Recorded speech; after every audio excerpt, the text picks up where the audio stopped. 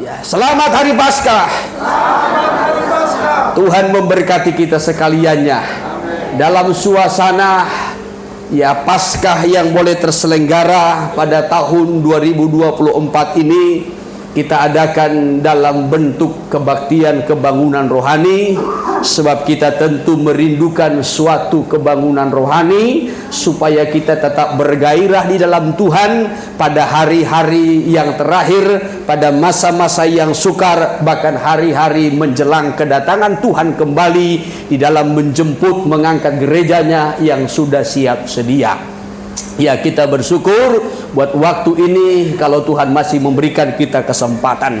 Terima kasih buat seluruh panitia, sebab kebaktian kebangunan rohani Paskah yang terselenggara pada malam ini dipanitiai oleh kaum-kaum ibu yang mereka sebutkan tim mereka, kelompok mereka atau komunitas mereka dengan wanita Deborah. Ya, ini adalah wanita yang hebat, wanita yang kuat, wanita yang dipakai, dipergunakan oleh Tuhan untuk kelepasan, kebebasan bangsanya, umatnya, saudara, pada zaman hakim-hakim. Dan saya percaya pada kesempatan malam ini juga melalui beban, kerinduan, doa, bahkan segala pengorbanan yang mereka lakukan, wanita-wanita Deborah ini merindukan supaya umat Tuhan boleh mengalami kelepasan, keselamatan yang daripada Tuhan. Amin. Melalui berkat Paskah pada kesempatan malam hari ini, bahkan pada hari ini yang kita rayakan, saudara, ya, di mana Yesus yang telah mati dan bangkit untuk menebus kita orang-orang yang berdosa, supaya kita beroleh keselamatan dalam anugerah keselamatan yang Tuhan sediakan. Dan puji Tuhan, ya saudara, saya diberikan tema pada malam ini dari Injil Lukas pasal 24 dari ayatnya yang kelima, dengan tema mengapa kamu mencari Dia yang hidup di antara orang mati. Ya, ini tema yang diberi. Saya percaya tema ini akan memberkati kita pada malam ini. Haleluya, haleluya. Dan ayat ini sebenarnya juga adalah ayat teguran kepada wanita-wanita, ya, yang disampaikan oleh malaikat pada hari Yesus dibangkitkan. Karena wanita-wanita ini sangat rindu untuk datang ke kubur Yesus, bertemu dengan Yesus, bahkan merempah-rempahi mayat Yesus. Namun ketika mereka sampai di sana, mereka bertemu dengan malaikat. Dan malaikat itu berkata, mengapa kamu mencari Dia yang hidup di antara orang mati? Akan tetapi tentunya ayat ini tidak hanya ditujukan kepada para wanita malam ini, tetapi kepada semua kita umat Tuhan. Haleluya. Iya, saudara yang terkasih, ya, nats ini sekali lagi dari Injil Lukas pasal 24 dari ayatnya yang kelima. Tetapi ada baiknya kita baca dari ayatnya yang pertama sampai kepada ayatnya yang ke-8, supaya kita mengerti bagaimana kondisi atau peristiwa pada masa itu. Ya, di mana ketika Yesus sudah dikubur pada hari Jumat, lalu besok harinya, ya, dalam tradisi orang Yahudi disebutkan hari Sabat, hari yang ketujuh. Iya, sudah hari yang ketujuh, dan mereka berhenti dari semua aktivitas. Lalu pada hari pertama minggu itu, katanya, itulah hari Minggu. Iya, hari pertama pada minggu itu. Jadi sebenarnya hari Minggu itu bukan hari terakhir, tetapi hari pertama. Maka kalau untuk zaman sekarang ini kita tahu weekend itu hari Sabtu, akhir pekan itu hari Sabtu, hari yang ke-7. Ya, tetapi kalau hari Minggu itu sudah hari pertama pada minggu, pada setiap minggunya. Iya, sudah. Oleh sebab itu, nah mari kita perhatikan dulu Lukas pasal yang ke-24, boleh dari ayat pertama dulu. Kebangkitan Yesus. Iya. Tetapi pagi-pagi benar pada hari pertama minggu itu, ya, mereka pergi ke kubur membawa rempah-rempah yang telah disediakan mereka. Terus Mereka mendapati batu sudah terguling dari kubur. Iya, terus Dan setelah masuk mereka tidak menemukan mayat Tuhan Yesus. tidak menemukan mayatnya. Terus Sementara mereka berdiri termangu-mangu karena hal itu, iya, tiba-tiba ada dua orang berdiri dekat mereka memakai pakaian yang berkilau. berkilau-kilauan. Ini malaikat Tuhan. Terus Mereka sangat ketakutan, Iya. menundukkan kepala. iya, terus Tetapi kedua orang itu berkata kepada mereka, apa kata malaikat itu? "Mengapa kamu mencari dia yang hidup di antara orang Nah, mati? ini tema yang dikutip. Mengapa kamu mencari dia yang hidup di antara orang mati? Coba terus. Ia tidak ada di sini. Iya. Ia telah bangkit. Terus. Ingatlah apa yang dikatakannya kepada kamu Iya. ketika ia masih di Galilea. Ayat 7. Yaitu bahwa anak manusia harus diserahkan ke tangan orang-orang berdosa dan disalibkan. Iya, terus. Dan akan bangkit pada hari yang ketiga. Iya, 8. Maka teringatlah mereka akan perkataan Yesus itu. Iya, lalu mereka teringat. Ya, dengan apa yang pernah dikatakan oleh Yesus. Saudara, ini alur cerita ya, kebangkitan Yesus pada masa itu menurut Injil Lukas. Ya, di mana wanita-wanita ini datang ke kubur pada hari pertama, itulah hari Minggu. Ya, inilah dasarnya kenapa kita orang Kristen akhirnya beribadah pada hari Minggu. Mengingat Yesus bangkit pada hari Minggu. Ya, sudah. Ya, itu ya yang menjadi dasarnya. Jadi kita tidak beribadah pada hari Jumat. Ya, sekalipun Yesus mati pada hari Jumat, sebab kematiannya, ya, sekali lagi kematiannya, ya, belum menyatakan kemenangan ataupun selesai tugasnya, belum. Tetapi setelah dia bangkit, baru menyatakan kemenangannya. Ya, oleh sebab itulah kita beribadah pada hari Minggu. Kita mau tunjukkan bahwasanya Yesus sudah menang atas maut, atas kematian, atas kutuk, dan membebaskan kita. Dan itulah yang menjadi dasarnya kenapa kita beribadah pada hari Minggu. Haleluya. Iya, puji Tuhan, saudara. Nah, kembali kita perhatikan. Dalam Lukas pasal 24 dari nat yang sudah kita baca, bagaimana wanita-wanita ini datang ke kubur untuk menemui Yesus. Tetapi mereka tidak menemukannya. Justru mereka bertemu dengan malaikat di sana. Namun kalau kita melihat dalam ayat lain, seperti dalam Injil Yohanes, iya sudah, setelah berpaling dari kubur, barulah Maria itu bertemu dengan Yesus. Yesus berkata, "Engkau sedang mencari siapa, Ibu? Kenapa engkau menangis?" Maka Maria berkata, "Ya, adakah engkau mengambil Tuhanku, sebab dia hilang dari kubur?" Ia tidak tahu kalau itu Yesus yang sudah bangkit. Ketika dia berpaling, dia melihat itu adalah Yesus. Yesus berkata, "Maria, Maria." Ketika Maria berpaling, dia melihat Yesus. Yesus menampakkan diri kepadanya. Tetapi diawali mereka bertemu dengan malaikat-malaikat. Saudaraku, ini seperti sang kekasih yang sedang mencari jantung hatinya.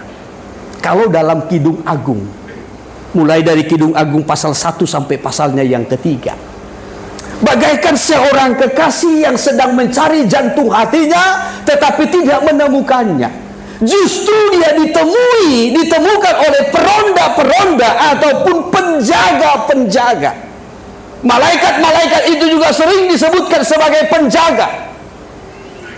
Iya, sang kekasih yang sedang mencari jantung hatinya tidak menemukan, tetapi justru ditemui oleh peronda-peronda. Namun tidak berapa lama setelah dia ditemui oleh peronda-peronda, dia bertemu dengan jantung hatinya. Ya, Kidung Agung pasal 3 itu. Mari sebentar saya kutip dulu. Haleluya. Ayat 1. Ayat 1, ayat pertama ya. Di atas ranjangku pada malam hari, ku cari jantung hatiku. Ku cari jantung hatiku. Iya, ini masih dalam suasana gelap malam. Ku cari jantung hatiku, tetapi terus Ku cari tetapi tak kutemui. tidak kutemui dia. Lanjutkan ayat 2-nya. Aku hendak bangun dan berkeliling di kota. Aku hendak bangun dan berkeliling di kota. Wanita-wanita ini bagaikan mereka mencari jantung hatinya. Siapa jantung hatinya? Yesus. Haleluya. Gereja Tuhan, jemaat Tuhan, orang-orang percaya seharusnya menempatkan Yesus sebagai jantung hati kita. Haleluya. Ya, sama dengan wanita-wanita ini, mereka menempatkan Yesus itu sebagai jantung hatinya. Maka ketika mereka sampai di kubur, mereka fokus kepada mayat Yesus yang ada di kubur. Walaupun di situ ada malaikat. Alkitab mencatat malaikat itu mengenakan pakaian baju putih. Baju? Ya, bukan berarti ini yang baju putih ini semua malaikat. Tapi mudah-mudahanlah saudara malaikat bagi suami saudara. Haleluya. Haleluya. Iya. Saudara yang terkasih, malaikat itu mengenakan baju putih, bukan hanya baju putih, tetapi dikatakan bahwasanya mereka bagaikan memancarkan terang, bagaikan satu kilat. Ya. Tetapi saudara tahu, para wanita itu tidak fokus kepada malaikat, tapi mereka fokus kepada Yesus. Maka seharusnya orang percaya yang terindah dalam hidupnya adalah Yesus. Amin. Walaupun malaikat-malaikat itu berbaju putih, ya, bahkan Alkitab mencatat pakaiannya itu betul-betul, ya sudah, ya, dikatakan bagaikan terang, berkilau-kilauan. Tetapi pusat perhatian dan pandangan wanita-wanita itu bukan kepada malaikat, melainkan kepada Yesus. Ya, secara rohani pun sebenarnya wanita itu, perempuan itu melambangkan gereja. Gereja, jemaat seharusnya fokus kepada pribadi Yesus. Iya. Nah, kembali kepada Kidung Agung tadi. Seperti seorang kekasih, sang kekasih yang mencari jantung hatinya. Ia berkeliling mencarinya namun tidak menemukannya. Justru sebaliknya, dia ditemui oleh peronda katanya. Ya, ayat 2 sekali lagi. Aku hendak bangun dan berkeliling di kota. Iya, Di terus. jalan-jalan dan di lapangan-lapangan ku cari dia jantung hati. Terus. Ku cari tetapi tak kutemui. Tak kutemui. Terus. Aku ditemui peronda kota. Aku ditemui peronda kota. Terus. Apakah kamu melihat jantung hatiku? Iya, terus. Baru saja aku meninggalkan mereka. Iya. Kutemui jantung hatiku. Iya. Ku pegang dan tak kulepaskan dia. Terus. Sampai ku bawa dia ke rumah ibuku. Terus. Ke kamar orang yang melahirkan aku. Iya. Jadi begitu dia bertemu dengan peronda-peronda, penjaga-penjaga, tidak lama kemudian dia bertemu dengan jantung hatinya. Ini menunjukkan bagaimana wanita-wanita tadi dalam Lukas pasal 24 itu, ketika mereka pergi ke kubur, mereka tidak menemukan Yesus. Yang mereka temukan itu adalah malaikat-malaikat yang sering disebutkan sebagai penjaga-penjaga. Dan kepada penjaga-penjaga itu, wanita berkata, kepada malaikat itu berkata, adakah engkau menemukan jantung hatiku? Lalu malaikat itu memberikan suatu teguran. Suatu teguran. Ya, apa yang menjadi tegurannya? Ada 3 yang perlu kita perhatikan di sini. Nah, kembali kepada Injil Lukas pasal yang ke-24. Dalam ayat yang kelima, bagian B tadi dikatakan, mengapa kamu mencari dia yang hidup di antara orang yang mati. Itu teguran yang pertama, ya, dari malaikat itu kepada wanita-wanita itu. Mengapa kamu mencari Dia, Yesus, yang hidup di antara orang mati? Itu yang pertama. Baru yang kedua, ayatnya yang ke-6. Ya, saya kutip dulu bagaimana tegurannya. Ayat 6, Ia tidak ada di sini, Ia telah bangkit. Titik. Ya, Yesus tidak ada di sini, tidak ada di kubur, tidak ada di antara orang mati, sebab Yesus telah bangkit. Yang ketiga, ingatlah apa yang dikatakannya kepadamu ketika Ia masih di Galilea. Ingatlah apa yang telah pernah dikatakannya. Ingatlah apa yang pernah difirmankannya. Ternyata wanita-wanita ini suka melupakan Ternyata wanita-wanita ini suka melupakan Ternyata jemaat gereja suka melupakan Maka segala pencariannya, usahanya menjadi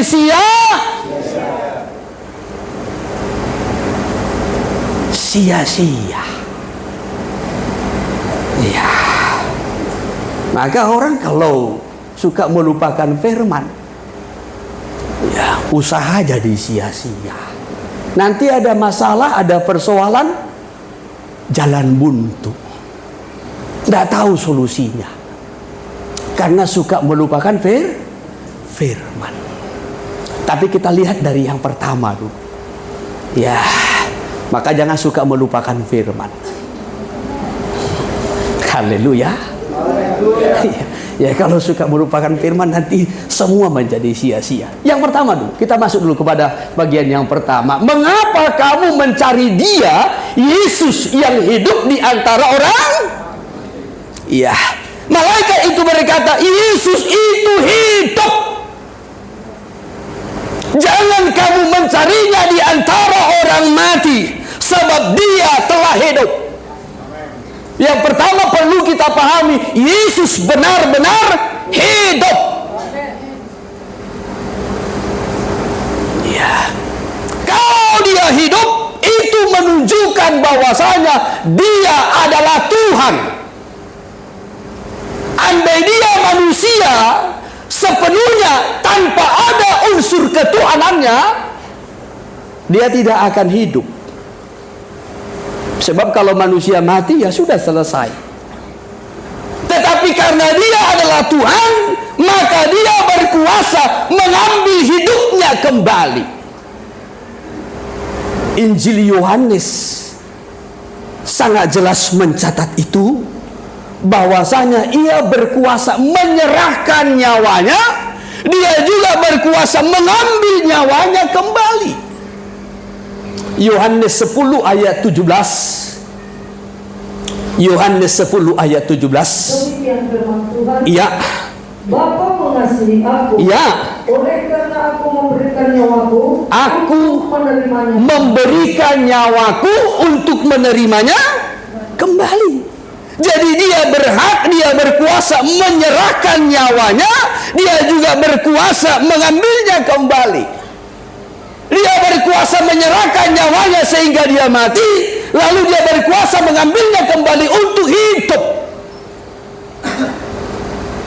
Itu membuktikan, menunjukkan bahwasanya Yesus itu adalah Tuhan. Haleluya. Bahkan dilanjutkan ayat 18. Tidak seorang pun mengambilnya daripadaku, melainkan aku memberikannya menurut kehendakku sendiri. Jadi Yesus itu mati bukan karena kehabisan darah, tidak. Yesus itu mati bukan karena dia dipaku, bukan karena dimahkotai diri, bukan karena ditombak lalu keluar darah dan air lalu Dia mati, tidak. Yesus itu mati bukan karena Dia dicambuk oleh prajurit-prajurit, tidak.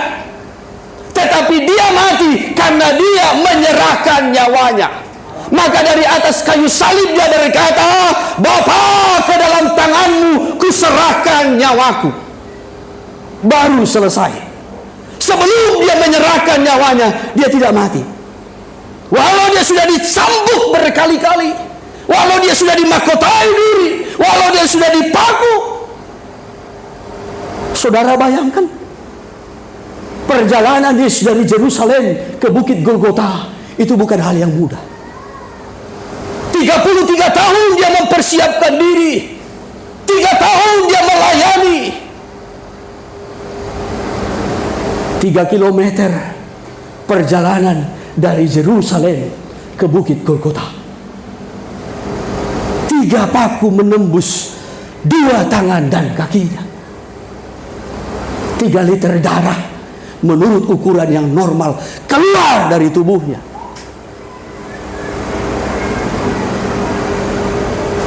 Saudaraku, tetapi itu tidak membuat Yesus mati. Dia mati karena dia menyerahkan nyawa. Maka dicatat di sini ayatnya yang ke-18 sekali lagi. Tidak seorang pun mengambil nyawanya daripadaku, melainkan aku memberikannya menurut kehendakku sendiri, kerelaannya. Maka dari atas kayu salib dia berseru, Bapa, ke dalam tanganmu kuserahkan nyawaku. Lalu 3 hari dia ada di dalam kematian. Baru dia ambil kembali nyawanya. Terus, aku berkuasa memberikannya, iya, dan berkuasa mengambilnya kembali. Iya. Inilah tugas yang kuterima dari Bapa-Ku.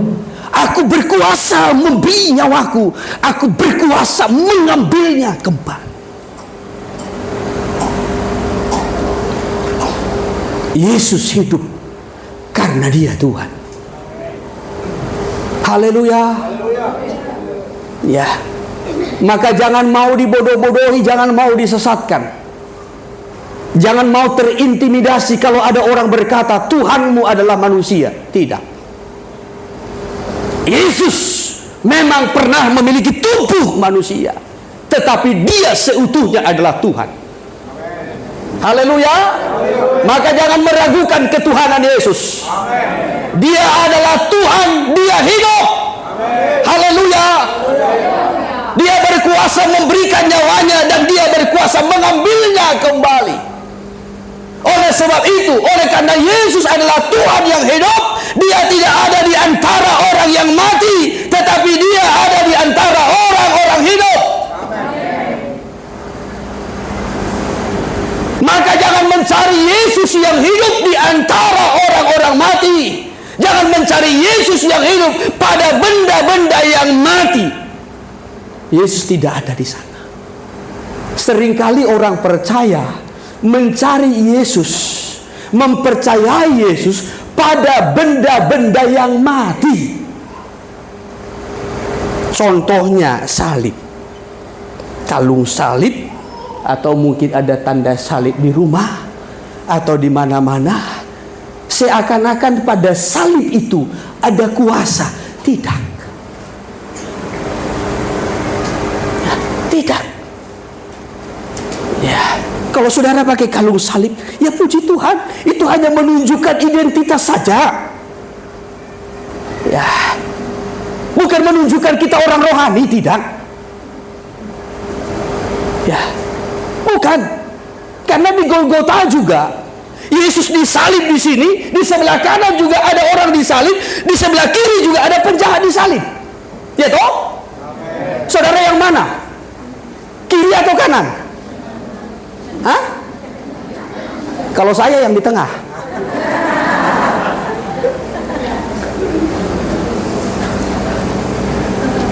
Iya. Sama-sama punya salib. Ya, maka bandit pun ada salibnya, penjahat pun ada salibnya. Jangan bangga kalau saudara pakai kalung salib. Ya, dan saya mau sampaikan pada salib itu tidak ada kuasa. Ya, jangan kalau saudara lagi jalan sendiri, gelap pulang second, saudara pakai kalung salib. Dalam nama Yesus, dalam nama Yesus. Ya, seakan-akan pada salib itu ada Yesus, ada enggak. Yesus tidak ada di antara orang mati. Yesus tidak ada pada benda-benda yang mati, tidak. Ya. Orang-orang Kristen, orang-orang percaya gereja Tuhan, jangan sampai tersesatkan. Yesus tidak ada di antara orang mati, apalagi pada benda-benda mati seperti itu. Ya, ada gambar Yesus pakai mahkota duri. Seakan-akan gambar itu penuh kuasa. Enggak. Ya, lalu saudara takut-takut ya saudara. Ya, nanti marah Yesus. Marah Yesus. Ya, ayo makan yang banyak, nanti marah Yesus. Loh. Yesus tidak ada pada gambar itu.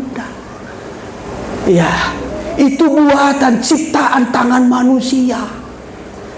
Yesus tidak berdiam di situ. Ya, sekalipun mungkin patung Yesus sendiri pun tidak ada kuasa di situ. Alkitab ini juga adalah huruf-huruf yang mati.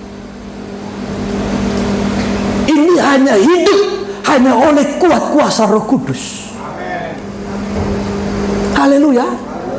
Bukan berarti kalau pegang Alkitab seakan-akan saudara punya kuasa, tidak. Kalau saudara pegang Alkitab, di situ ada dosa yang mempengaruhi, yang menggoda saudara dalam nama Yesus. Ya, ada kuasa pada tidak. Ya, saudara junjung pun Alkitab itu saudara bisa berdosa. Sebab Yesus tidak ada pada benda-benda yang mati. Sekalipun ya, dalam tradisi manusia, benda-benda itu seperti sakral.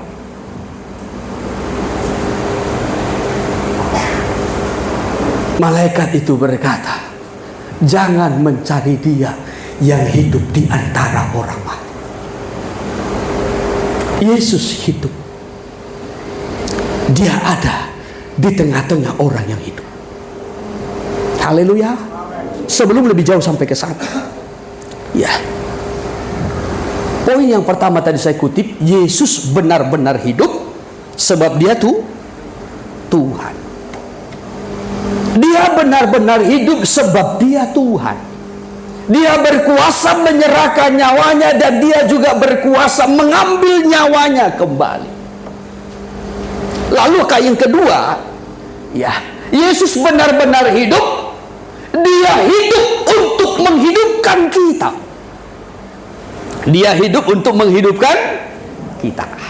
Amin. Ya, dalam Roma pasal 8 ayatnya yang ke-11.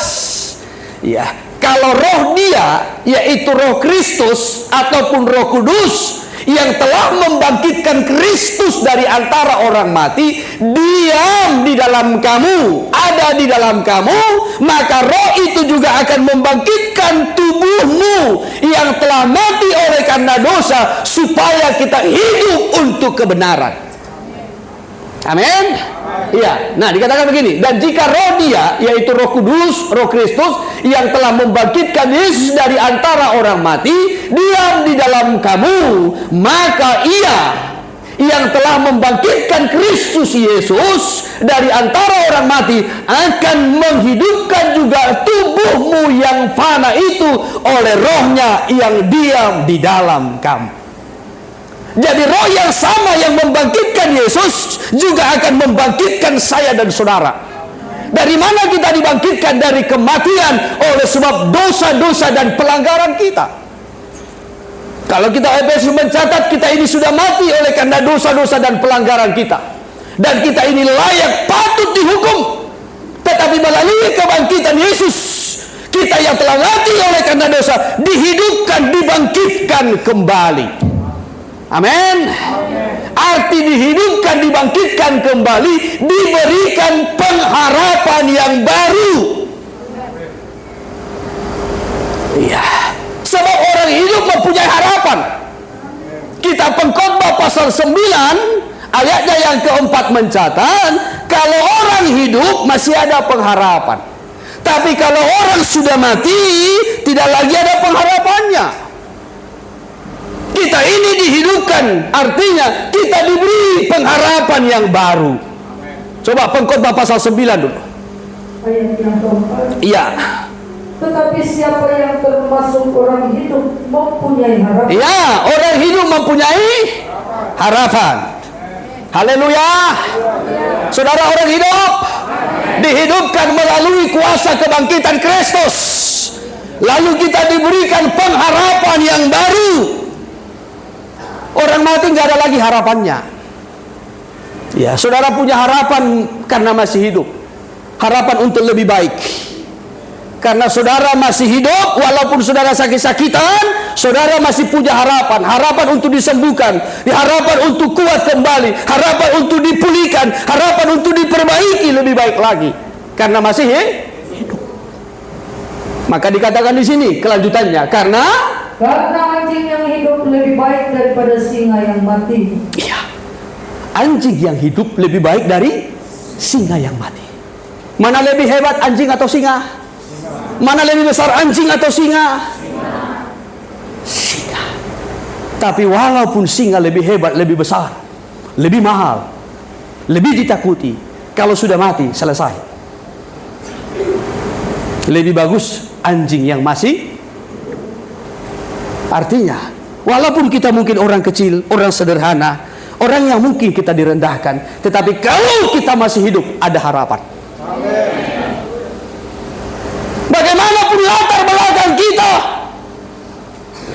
keadaan kita, kondisi kita, kalau Kristus masih menghidupkan kita, kita masih diberikan pengharapan. Jadi melalui kebangkitan Kristus, kita diberikan suatu pengharapan yang baru. Rasul Petrus menulis itu dalam suratnya yang pertama. Dalam 1 Petrus 1 ayatnya yang ketiga, melalui kebangkitan Kristus, kita diberi pengharapan. Coba ayat 3. Terpujilah Allah dan Bapa Tuhan kita Yesus Kristus, Ya. yang karena rahmat-Nya yang besar telah melahirkan kita kembali. Ya. Oleh kebangkitan Yesus Kristus dari antara orang mati kepada suatu hidup yang penuh dengan harapan. Melalui kebangkitan Yesus, kita dibawa kepada satu hidup yang penuh dengan pengharapan. Ya, maka orang kalau masih ada pengharapannya tidak akan kecewa. Orang kalau masih ada pengharapannya tidak akan tawar hati. Orang kalau masih ada pengharapannya tidak akan bunuh diri. Haleluya. Ya, jangan sampai ibu-ibu karena berat pergumulannya, berat masalahnya, baik masalah nikah, rumah tangga, ekonomi, belum lagi menghadapi suami dan anak-anak, akhirnya putus asa. Melalui kebangkitan Kristus, kita diberikan suatu pengharapan yang baru. Maka jangan ada yang kecewa, jangan ada yang tawar hati, jangan ada yang berniat untuk gantung diri. Haleluya.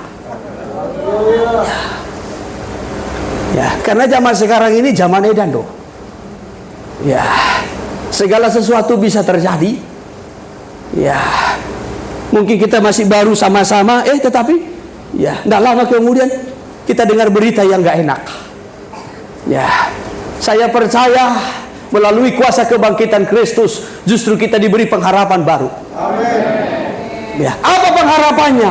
Ibrani pasal 11 ayat 40 mencatat, Tuhan menyediakan sesuatu yang lebih baik. Ya, disediakan yang lebih baik dari hidup kita yang lalu, dari hidup kita yang lama, dari kondisi kita yang lalu. Ayat 40.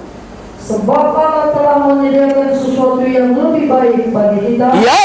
Tanpa kita mereka tidak dapat sampai kepada kesempurnaan. Ya, dikatakan sebab Allah telah menyediakan sesuatu yang lebih baik bagi. Iya. Malam ini dikatakan Allah menyediakan sesuatu yang lebih baik bagi saya. Saudara ungkapkan bagi diri saudara, ya, Saya sudah ungkapkan bagi diri saya, saudara ikut mengaminkan. Praise the Lord. Sekarang saudara ungkapkan bagi diri saudara, katakan, sebab Allah telah menyediakan sesuatu yang lebih baik bagi saya.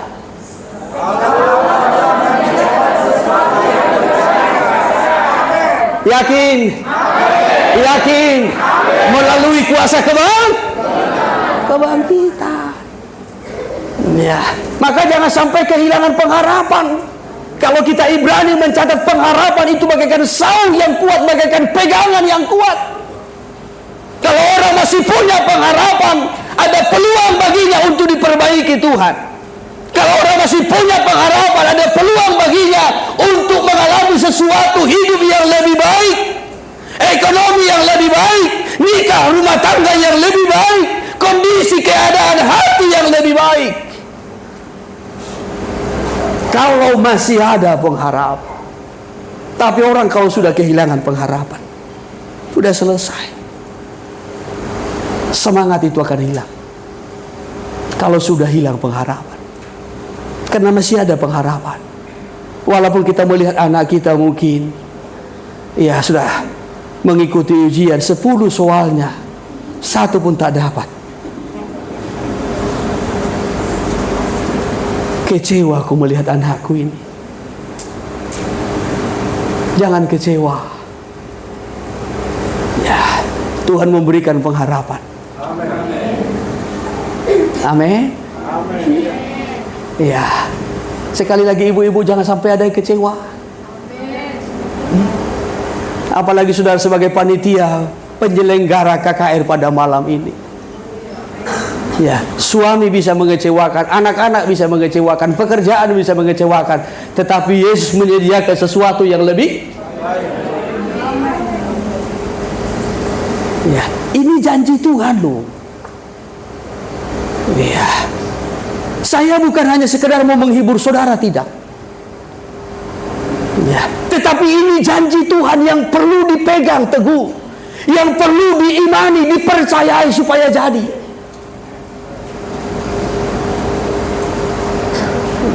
Maka kita Ibrani pasal 6 mencatat pengharapan itu bagaikan saung yang kuat. Pengharapan itu bagaikan pegangan yang kuat. Kalau kita memiliki pegangan, kita tidak akan goyah. Kalau kita memiliki pegangan, kita tidak akan hanyut. Kalau kita memiliki pegangan, saudara, kita masih ada jaminan untuk keselamatan. Pengharapan itu akan terus mendorong, membawa kita sampai kepada hidup yang kekal. Maka poin yang pertama tadi, teguran dari malaikat itu kepada wanita-wanita itu. Mengapa kamu mencari dia yang hidup di antara orang? Yesus itu hidup. Kenapa dia hidup? Karena dia Tuhan. Untuk apa dia hidup? Untuk menghidupkan saya dan saudara. Untuk memberikan pengharapan yang baru, hidup yang lebih baik, keadaan yang lebih baik. Itu tujuannya dia hidup. Baru yang kedua, teguran yang kedua, malaikat itu berkata dalam Lukas pasal 24 ayatnya yang ke-6, dia tidak ada di sini sebab dia telah bangkit. Yesus telah bangkit. Dia bangkit tentu karena dia mati. Dia bangkit karena dia mati. Ya, ia tidak akan disebutkan bangkit kalau dia tidak mati. Kalau dia hanya sakit lalu sembuh, itu tidak disebutkan bangkit, tetapi disebutkan pulih. Sembuh ataupun pulih. Tetapi Yesus itu disebutkan bangkit sebab dia telah mati. Dan ingat, kematiannya adalah dia mati untuk menyelesaikan dosa dan pelanggaran kita, lalu dia bangkit untuk membenarkan kita. Kematiannya itu adalah untuk menanggung segala dosa, pelanggaran, kelemahan dan keterbatasan kita. Tetapi kehidupannya, dia hidup, dia bangkit dari kematian itu untuk membenarkan kita. Maka seperti pada hari Jumat kemarin, Jumat Agung, kita merayakan kematian Yesus. Tujuan kematiannya itu adalah menyelesaikan dosa dan segala kelemahan kita. Maka kitab Petrus mencatat begini dalam 1 Petrus 2 ayat 24, Dia sendiri atau Yesus telah menanggung segala dosa dan pelanggaran kita di dalam tubuhnya di kayu salib, supaya kita yang telah mati terhadap dosa hidup di dalam kebenaran, dan oleh bilur-bilurnya kamu menjadi sembuh. Jadi kematian Yesus itu adalah untuk menyelesaikan dosa pelanggaran kita, untuk menyelesaikan kutuk yang ditimpakan kepada kita, untuk menyelesaikan penyakit kita, menyelesaikan segala kelemahan kita. Lalu Dia bangkit, Dia hidup untuk membenarkan kita. Amin. Lalu di hadapan Bapa Dia akan bersaksi berkata, kita orang-orang yang sudah dibenarkan, yang layak masuk dalam kerajaan-Nya. Haleluya. Haleluya. Ya. Dosa-dosa kita yang kita lakukan kepada Yesus diselesaikan melalui kematiannya. Penyakit dan kelemahan kita diselesaikannya melalui kematiannya di kayu salib, ditanggung di dalam tubuhnya. Itu tujuan kematian. Saudara yang mengalami sakit, penyakit, kelemahan dalam tubuh, penyakit dan kelemahanmu sudah ditanggung Yesus. Haleluya. Dan malam ini saudara akan pulang dengan tubuh yang kuat dan sehat.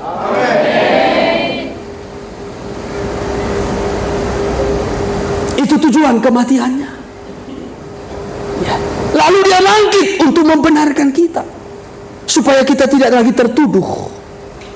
Sebab banyak orang percaya sudah diselamatkan Tuhan pun, sudah mengalami kelahiran baru pun, masih seringkali merasa tertuduh sebagai orang yang berdosa, sebagai orang yang bersalah. Ya, diintimidasi oleh setan, diingatkan dengan latar belakangnya. Sekali lagi, Tuhan sudah menyelesaikan segala dosa pelanggaran kita yang lalu di dalam tubuhnya. Lalu Ia bangkit untuk membenarkan kita. Kita dibenarkan di hadapan Bapa.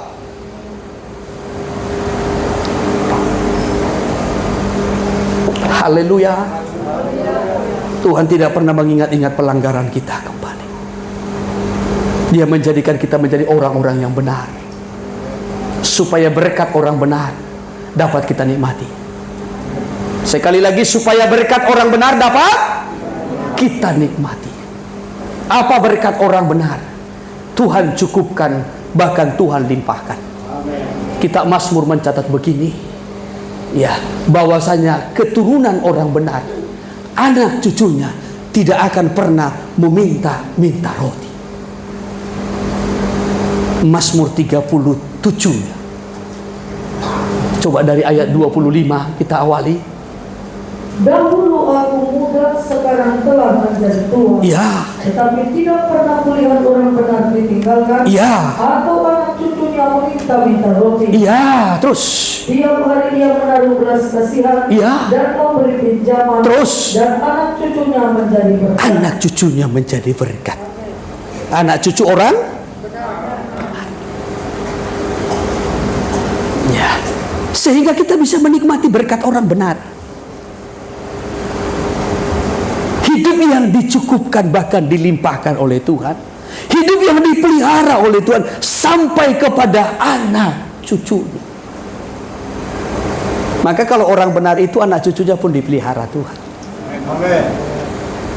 Jadilah keluarga-keluarga yang benar di mata Tuhan, supaya sampai kepada anak cucu kita pun dibela dan dipelihara Tuhan. Ya. Saudaraku, Yesus bangkit karena Dia mati. Ya, sekali lagi, Yesus bangkit karena Dia mati. Dan kebangkitannya untuk membangkitkan kita yang telah mati oleh karena dosa dan pelanggaran, melalui kuasa Roh Kudus yang sama. Kalau Roh Kudus yang membangkitkan Yesus, maka Roh yang sama juga yang akan membangkitkan kita. supaya berkat orang benar itu dapat kita nikmati sampai kepada anak cucu kita. Itu hal yang kedua. Poin yang ketiga yang menjadi teguran daripada malaikat itu kepada wanita-wanita yang juga sebenarnya menggambarkan gereja. Kembali kepada Lukas pasal 24 ayatnya yang ke-6, dikatakan begini bagian B-nya, ingatlah apa yang dikatakannya kepada kamu ketika ia masih di Jadi wanita-wanita ini melupakan apa yang dikatakan Yesus.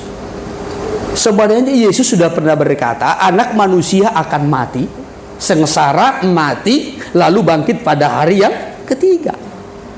Tetapi mereka melupakan itu. Ya, mereka melupakan itu. Maka diingatkan kembali. Coba ayat 7-nya, yaitu bahwa anak manusia harus diserahkan ke tangan orang-orang berdosa dan disalibkan dan akan bangkit pada hari yang ketiga. Ketika malaikat ini menyampaikan itu, mengingatkan itu kembali, baru ayat 8, teringatlah mereka. Maka teringatlah mereka akan perkataan Yesus itu.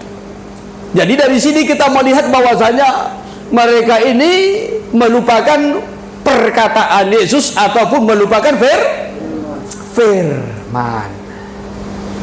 Ya, sehingga segala usahanya menjadi sia-sia.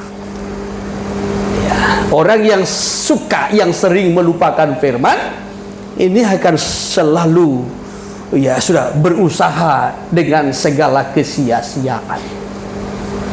Kalau kita mundur sedikit kepada kitab Markus, dalam kitab Markus, sebelum mereka sampai di kubur, ketika mereka berencana untuk pergi ke kubur itu untuk mengunjungi mayat Yesus dan merempah-rempahi, mereka masih sempat berpikir dan berkata satu dengan yang lain, siapakah yang akan menggulingkan batu bagi kita?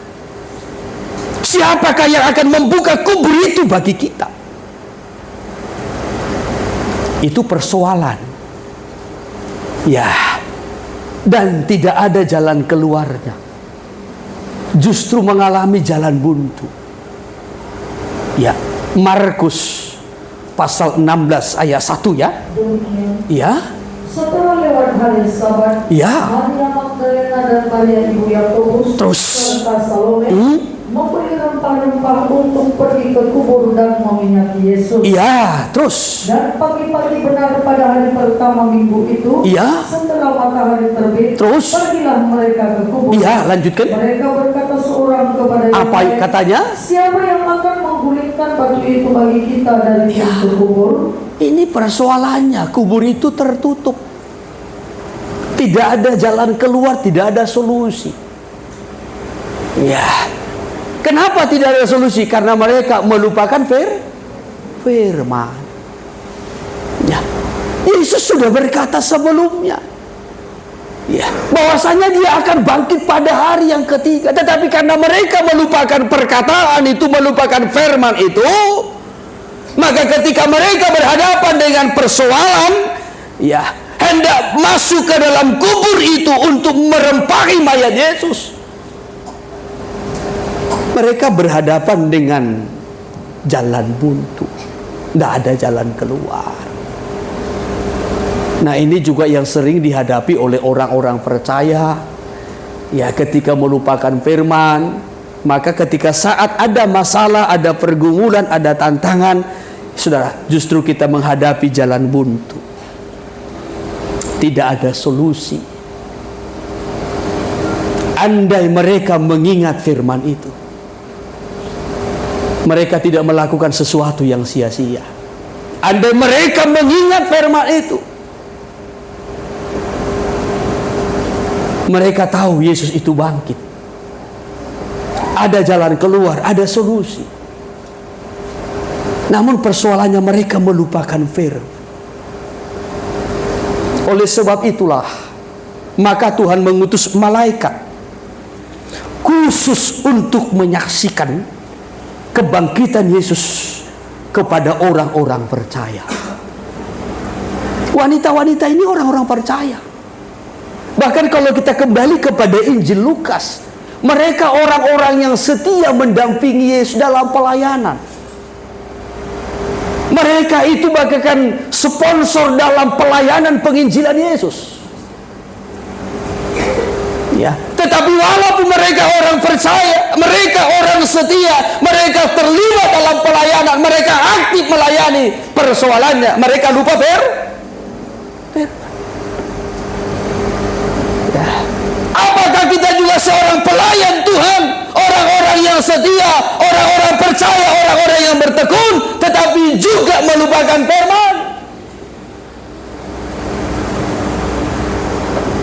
Maka Tuhan utus khusus malaikat untuk menyaksikan, menyampaikan Yesus telah bangkit, dia hidup, ada pengharapan baru. Saudaraku, hamba-hamba Tuhan juga itu digambarkan bagaikan malaikat-malaikat. Saya mengajarkannya dalam ibadah pendalaman Alkitab dari kitab Wahyu. Hamba-hamba Tuhan itu juga di tangan Tuhan bagaikan malaikat-malaikat Tuhan yang kembali mengulangi perkataan Tuhan, mengingatkan kembali firman Tuhan kepada jemaat-jemaat yang sudah percaya, yang sudah setia, yang sudah melayani, tetapi melupakan firman. Perkataan Yesus ini sudah lama ini disampaikan. Oleh sebab itulah kami juga sebagai hamba-hamba Tuhan dipanggil, dipilih, ditetapkan, diutus oleh Tuhan untuk kembali mengingatkan jemaat-jemaat Tuhan. Bukan hanya orang-orang di luar Tuhan, tetapi orang-orang percaya, orang-orang yang sudah setia, orang-orang yang sudah melibatkan diri melayani Tuhan, namun yang sering melupakan firman Tuhan, perlu diingatkan kembali. Amin. Maka dalam ayat yang ke-8 tadi, maka teringatlah mereka apa yang diperkatakan oleh Yesus. Ya. Baru kembali mereka ingat firman Tuhan, dan itu membuat mereka bergairah kembali. Yesus hidup. Melalui kebangkitannya, Yesus memberikan pengharapan baru. Haleluya. Haleluya. Maka melalui kebaktian kebangunan rohani ini, bukan hanya menjangkau orang-orang yang belum mengenal Tuhan, yang masih jauh dari Tuhan, tidak, tetapi kita yang sudah setia pun perlu kembali diingatkan oleh firman Tuhan, supaya kita kembali digairahkan, ada pengharapan yang baru. Tuhan mau membawa hidup kita untuk hidup yang lebih baik lagi, nikah yang lebih baik lagi, masa depan yang lebih baik lagi, ekonomi yang lebih baik lagi, kehidupan rohani yang bertumbuh yang jauh lebih baik. Tuhan mau bawa kita ke sana. Oleh sebab itu, saudaraku, untuk bertemu dengan Yesus, yang terakhir malaikat itu berkata, pergilah ke Galilea, sebab di sanalah Yesus akan bertemu dengan kamu. Yesus tidak ada di antara orang mati, tetapi malaikat itu berkata, bertemunya di Galilea.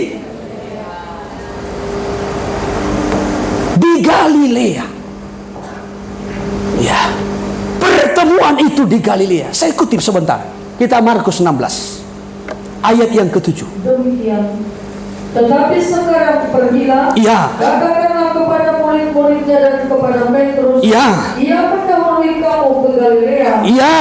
Di sana kamu akan melihat dia, Ya. seperti yang sudah dikatakannya kepada kamu.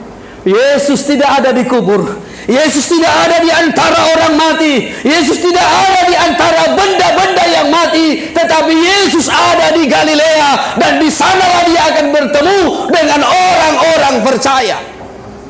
Di mana? Galilea. Ya. Kenapa di Galilea? Apa yang dimaksud dengan Galilea? Perlu kita perhatikan dengan baik-baik. Kitab Injil Matius menerangkan, saudara, dalam Matius pasal yang kedua ayat 21 sampai kepada ayat 23. Yang pertama-tama, Yesus itu dibesarkan di Galilea. Di mana? Di Galilea. Yesus itu dibesarkan di Galilea. Ya, ayat 21, lalu Yusuf pun bangunlah, diambilnyalah anak itu, itulah Yesus, serta ibunya, dan pergi ke tanah Israel. Ayat 22, tetapi setelah didengarnya bahwa Arkelaus menjadi raja di Yudea, menggantikan Herodes ayahnya, ia takut ke sana karena dinasehati dalam mimpi, pergilah Yusuf ke daerah Galilea.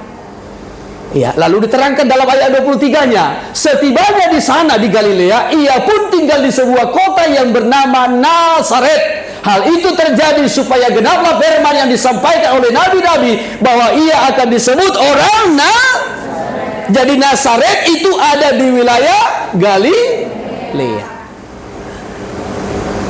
Iya. Jadi kenapa Yesus berkata ia menunggu murid-muridnya orang percaya di Galilea, bukan di kubur, ya, bukan di pintu kubur, tidak, tetapi di Galilea. Yang pertama-tama Yesus itu dibesarkan di Galilea. Yang kedua, Yesus memulai pelayanannya itu di Galilea. Yesus memulai pelayanan di, ya, kita naik ya kepada pasal berikutnya, pasal 4 ayat 12. Tetapi waktu Yesus mendengar bahwa Yohanes telah ditangkap, Ya. menyingkirlah ia ke Galilea. Ya, menyingkirlah Yesus ke Galilea. Yohanes sudah ditangkap, sudah selesai pelayanannya. Yohanes memberitakan pertobatan dan membaptis, sudah selesai pelayanan, lalu ditangkap, baru nanti akan dipenggal, dipotong lehernya. Lalu masuklah mulai pelayanan Yesus. Dari pelayanan Yohanes Pembaptis dilanjutkan oleh pelayanan karena Yohanes Pembaptis mempersiapkan pelayanan Yesus. Ya, maka mulailah pelayanan Yesus, dan mulainya di Galilea. Ya. Dan di Galilea lah dia mengadakan mujizat-mujizat. Mujizat yang pertama terjadi di kota Kana. Air berubah menjadi anggur. Ini 3 kota berdekatan. Kana, Nazaret, Nain. Itu ada di wilayah Galilea. Kota Kana, ya, itu di Galilea. Di sanalah Yesus pertama mengadakan mujizat, mengubah air menjadi anggur. Mujizat yang kedua di kota Nain, ya, yaitu membangkitkan seorang anak muda yang mati.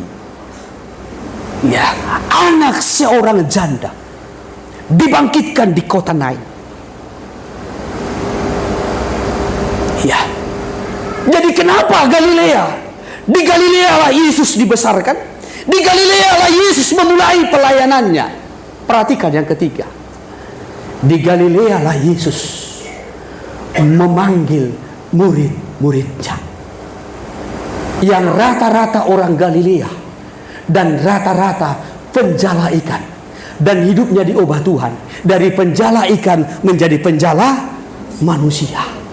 Yesus berkata, sekarang engkau menjadi penjala manusia, menjangkau jiwa-jiwa, memenangkan jiwa-jiwa bagi kemuliaan Tuhan. Masih pada pasal yang keempat, ayat 18. Demikian. Iya. Dan ketika Yesus sedang berjalan menyusur danau Galilea, Iya. ia melihat 2 orang bersaudara, Iya. yaitu Simon yang disebut Petrus, Iya. dan Andreas saudaranya. Iya. Mereka sedang menebarkan jala di danau, sebab mereka penjala. Iya, terus. Yesus berkata kepada mereka, Iya. mari ikutlah aku. Ikutlah aku. Dan kamu akan kujadikan penjala. Kamu akan kujadikan menjadi penjala manusia. Di mana ini? Galilea. Di Galilea. Oleh sebab itulah maka Yesus berkata melalui malaikat itu kepada murid-muridnya, aku menemui kamu di Galilea. Tuhan mau ingatkan kembali murid-muridnya, orang-orang percaya, supaya kembali kepada panggilannya yang semula, menjadi penjala manusia. Amin. Ya, maka dia berkata, aku bertemu dengan kamu di Galilea. Tuhan mau ingatkan mereka, kembalilah kepada panggilanmu. Kalau tadi ketika Yesus ditangkap, Yesus disalibkan, semua murid-murid sudah meninggalkan panggilan. Semua murid-murid sudah tercerai-berai. Yesus mengingatkan kembali setelah kebangkitannya, kembalilah kepada panggilanmu. Ingatlah panggilanmu, engkau dipanggil untuk menjadi penjala manusia. Ketika engkau menunaikan tugas pelayanan itu, menunaikan amanat agung, maka dikatakan dalam Matius pasal 28, aku akan menyertai engkau sampai kepada kesudahan zaman. Ketika kita mau menunaikan tugas pelayanan, panggilan Tuhan itu, maka kita akan melihat penyertaan Tuhan, tangan kuasa Tuhan, mujizat Tuhan, kehebatan Tuhan, kedahsyatan Tuhan yang menyertai hidup kita. Amin. Haleluya.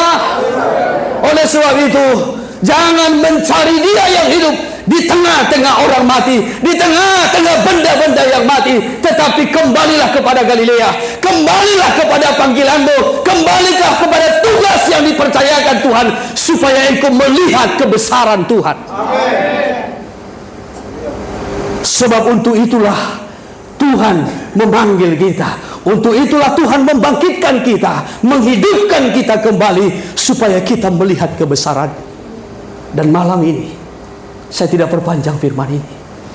Saya mengajak kita, kembalilah kepada panggilan Tuhan. Kembalilah kepada tujuan semula, supaya kita bertemu dengan Tuhan, melihat Tuhan, melihat kuasanya, melihat kehebatannya, melihat kasih yang menjangkau setiap kita. Haleluya, haleluya.